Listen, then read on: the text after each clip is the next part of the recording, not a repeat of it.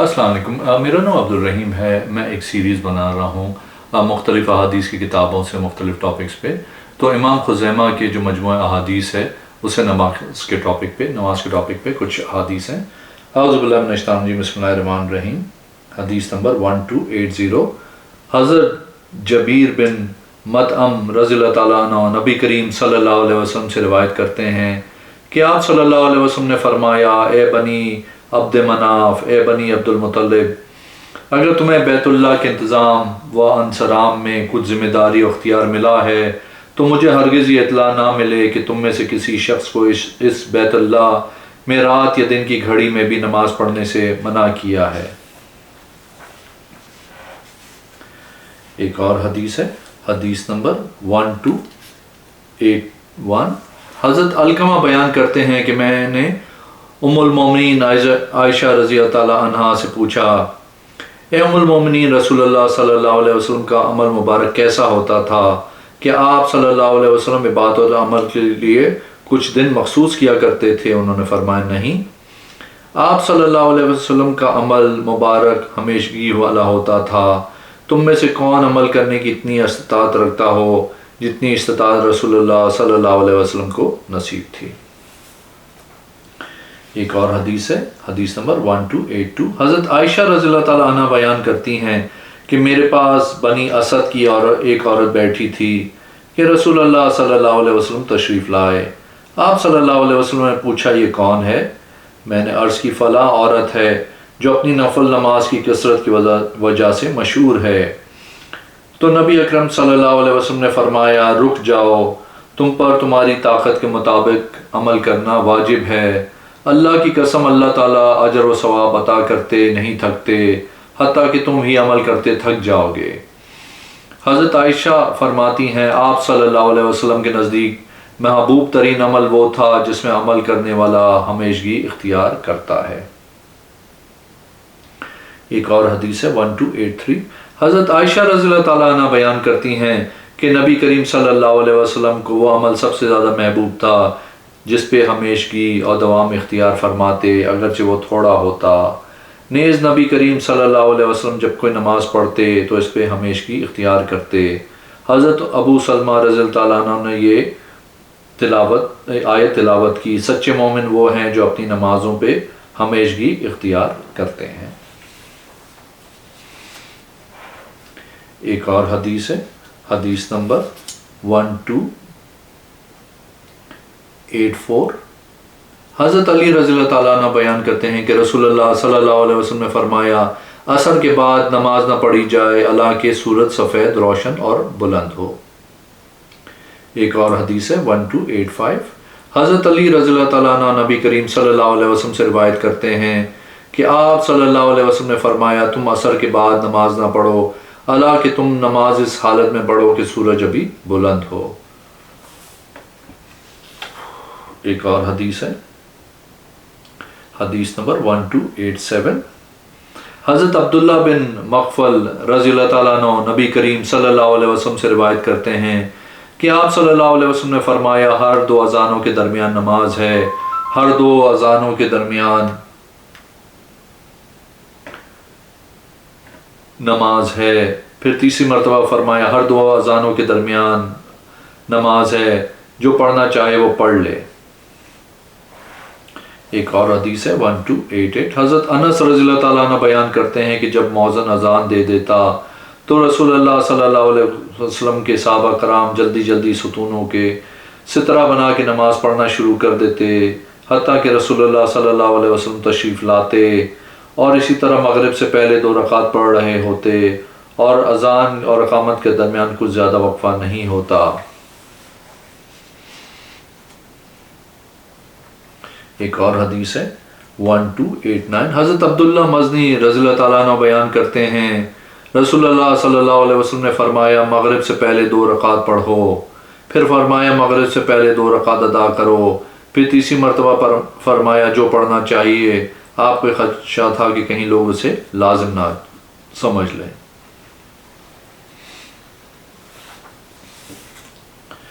ایک اور حدیث ہے، حدیث نمبر 1290۔ جناب ابراہیم تیمی بیان کرتے ہیں کہ میں اور میرے والد بزرگوان راستے میں بیٹھ کے قرآن مجید کا ورد کیا کرتے تھے۔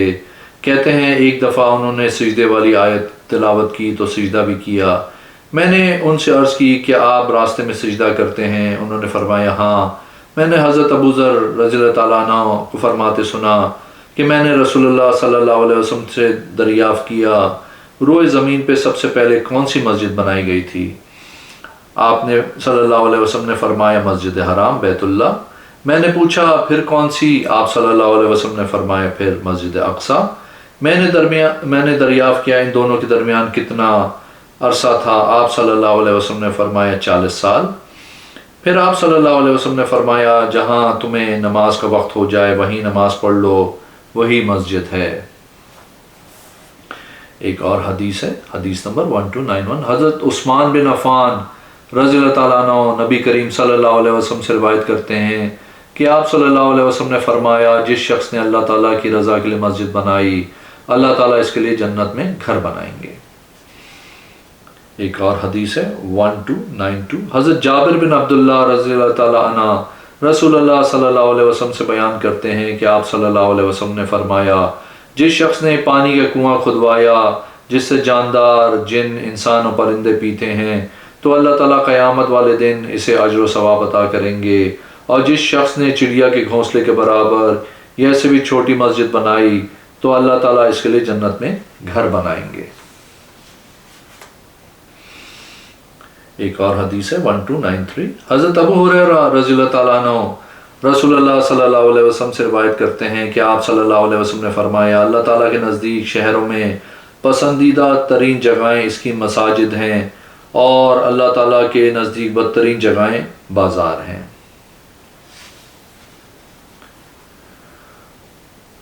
ایک اور حدیث ہے، حدیث نمبر 1294۔ حضرت عائشہ رضی اللہ تعالیٰ عنہ سے روایت ہے نبی اکرم صلی اللہ علیہ وسلم نے محلوں میں مساجد تعمیر کرانے کا حکم دیا۔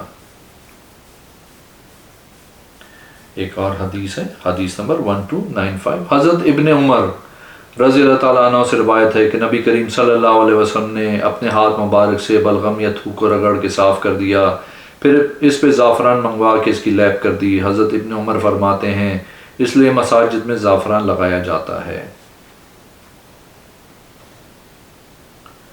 ایک اور حدیث ہے 1296۔ حضرت انس بن مالک رضی اللہ تعالیٰ عنہ بیان کرتے ہیں کہ رسول اللہ صلی اللہ علیہ وسلم نے مسجد کے قبلے رخ نہ کی رجش لگی دیکھی تو آپ صلی اللہ علیہ وسلم کا چہرہ مبارک غصے کی وجہ سے سرخ ہو گیا، تو ایک انصاری عورت آئی، اس نے اس گندگی کو کھرچ کے صاف کر دیا، اس کی جگہ زعفران سے بنی خوشبو لگا دی، تو رسول اللہ صلی اللہ علیہ وسلم نے فرمایا یہ کتنا بہترین کام ہے۔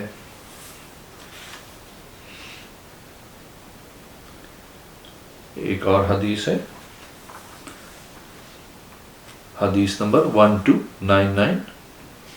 حضرت ابو ہریرہ رضی اللہ تعالیٰ عنہ سے روایت ہے کہ ایک سیاہ فام کی عورت مسجد میں جھاڑو دیا کرتی تھی، وہ وفات ہو گئی اور صحابہ کرام نے اسے دفن کر دیا۔ رسول اللہ صلی اللہ علیہ وسلم نے اسے گم پایا تو کچھ دنوں کے بعد اس کے بارے میں پوچھا، آپ صلی اللہ علیہ وسلم کو بتایا گیا کہ وہ فوت ہو گئی۔ آپ صلی اللہ علیہ وسلم نے فرمایا تم نے مجھے اطلاع کیوں نہیں دی؟ پھر آپ صلی اللہ علیہ وسلم اس کی قبر پہ تشریف لائے اور اس کی نماز جنازہ پڑھی۔ ایک اور حدیث ہے، حدیث نمبر 1301۔ حضرت بریدہ رضی اللہ تعالیٰ عنہ بیان کرتے ہیں کہ رسول اللہ صلی اللہ علیہ وسلم نے نماز پڑھائی تو ایک شخص کہنے لگا سرخ اونٹ کی طرف کس نے پکارا، کس نے اسے دیکھا؟ تو رسول اللہ صلی اللہ علیہ وسلم نے فرمایا اللہ کرے تو اونٹ نہ پائے، بلا شبہ مساجد تو انہی کاموں کے لیے بنائی گئی ہیں جن کے لیے بنائی گئی ہیں، یعنی ذکر الہی اور عبادت کے لیے۔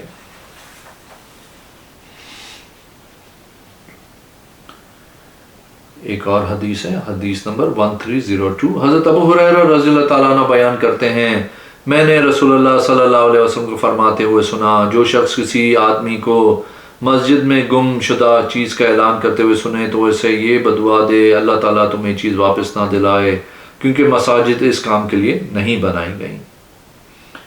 ایک اور حدیث ہے، حدیث نمبر 1303۔ حضرت ابو عثمان بیان کرتے ہیں کہ حضرت ابن مسعود رضی اللہ تعالیٰ عنہ نے ایک شخص کو مسجد میں گمشدہ چیز کا اعلان کرتے ہوئے سنا تو آپ سخت غضبناک ہوئے اور اسے برا بھلا کہا۔ تو ایک شخص نے ان سے عرض کی، اے ابن مسعود، آپ تو فحش گوئی نہیں کرتے۔ انہوں نے کہا، ہمیں ایسے موقع پہ ایسے ہی کرنے کا حکم دیا جاتا تھا۔ ایک اور حدیث ہے 1304، حضرت عمر بن عاص رضی اللہ تعالیٰ عنہ سے روایت ہے کہ نبی کریم صلی اللہ علیہ وسلم نے مسجد میں خرید و فروخت سے منع فرمایا، اور یہ کہ اس میں شعر پڑھے جائیں اور اس میں گمشدہ چیز کا اعلان کیا جائے۔ نیز جمعے والے دن نماز جمعے سے قبل گفتگو کرنے کے لیے حلقے بنانے سے بھی منع کیا۔ ایک اور حدیث ہے 1305، حضرت ابو ہریرہ رضی اللہ تعالیٰ عنہ بیان کرتے ہیں کہ رسول اللہ صلی اللہ علیہ وسلم نے فرمایا، جب تم مسجد میں کسی شخص کو کوئی چیز بیچتے یا خریدتے ہوئے دیکھو تو یہ بدعا کرو، اللہ تمہیں تجارت کو نفع بخش نہ بنائے، اور اگر تم میں سے کسی کو گمشدہ چیز کا اعلان کرتے دیکھو تو یہ بدعا دو، اللہ تمہیں یہ چیز نہ لوٹائے۔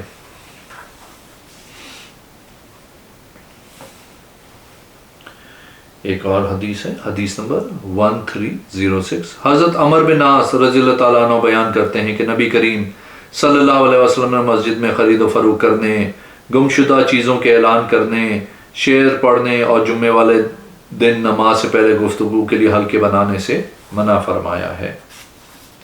ایک اور حدیث ہے 1307، حضرت ابو ہریرہ رضی اللہ تعالیٰ عنہ بیان کرتے ہیں کہ سیدنا عمر رضی اللہ تعالیٰ عنہ حضرت حسان رضی اللہ تعالیٰ عنہ کے ساتھ گزرے جبکہ وہ مسجد میں شعر پڑھ رہے تھے، تو حضرت عمر نے ان کی طرف غصے سے دیکھا تو انہوں نے عرض کی، میں اس وقت بھی شعر پڑھتا تھا جبکہ اس میں تم سے افضل ہستی موجود ہوتی تھی، یعنی نبی کریم صلی اللہ علیہ وسلم۔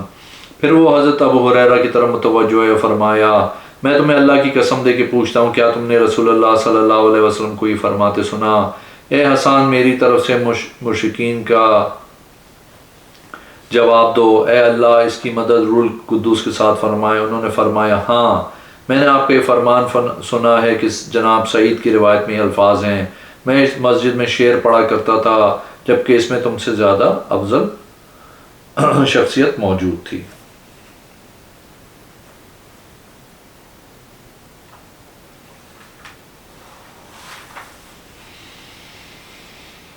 ایک اور حدیث ہے 1308، حضرت ابو ذر رضی اللہ تعالیٰ عنہ کہتے ہیں نبی کریم صلی اللہ علیہ وسلم نے فرمایا، مجھے میری امت کے پچھلے اور برے اعمال دکھائے گئے، میں نے ان کے عمدہ اور اچھے اعمال کے راستے میں ترتیب دے چیز کو ہٹانے کا عمل دیکھا، اور ان کے برے اعمال میں مسجد میں تھوک دیکھی جسے دبایا نہیں گیا تھا۔ ایک اور حدیث ہے، حدیث نمبر 1309، حضرت انس رضی اللہ تعالیٰ عنہ سے روایت ہے کہ رسول اللہ صلی اللہ علیہ وسلم نے فرمایا، مسجد میں تھوکنا گناہ ہے اور اس کا کفارہ اسے دفن کرنا ہے۔ ایک اور حدیث ہے، حدیث نمبر 1310، حضرت ابو ہریرہ رضی اللہ تعالیٰ عنہ بیان کرتے ہیں کہ رسول اللہ صلی اللہ علیہ وسلم نے فرمایا، جو شخص اس مسجد میں داخل ہو اور اس نے تھوکا یا ناک کی ریزش پھینکی تو اسے چاہیے کہ وہ گہرا گڑھا کھود دے اور اس میں دفن کر دے۔ اگر وہ ایسا نہ کر سکے تو اس نے اپنے کپڑے میں تھوک کر اسے باہر لے جانا چاہیے۔ ایک اور حدیث ہے 1311، حضرت سعد بن ابی وقاص رضی اللہ تعالیٰ عنہ بیان کرتے ہیں، میں نے رسول اللہ صلی اللہ علیہ وسلم کو فرماتے سنا، جب تم میں سے کوئی شخص مسجد میں ناک کی ریزش نکالے تو وہ اپنے ناک کی گندگی کو چھپا دے تاکہ وہ کسی مومن کے کپڑے یا جسم کو لگ کے اسے تکلیف نہ دے۔ اگر آپ نے میرے چینل کو ابھی تک سبسکرائب نہیں کیا تو پلیز کیجئے، اس ویڈیو کو لائک کیجئے۔ اگلی ویڈیو میں انشاءاللہ حاضر ہوں گا۔ اللہ حافظ۔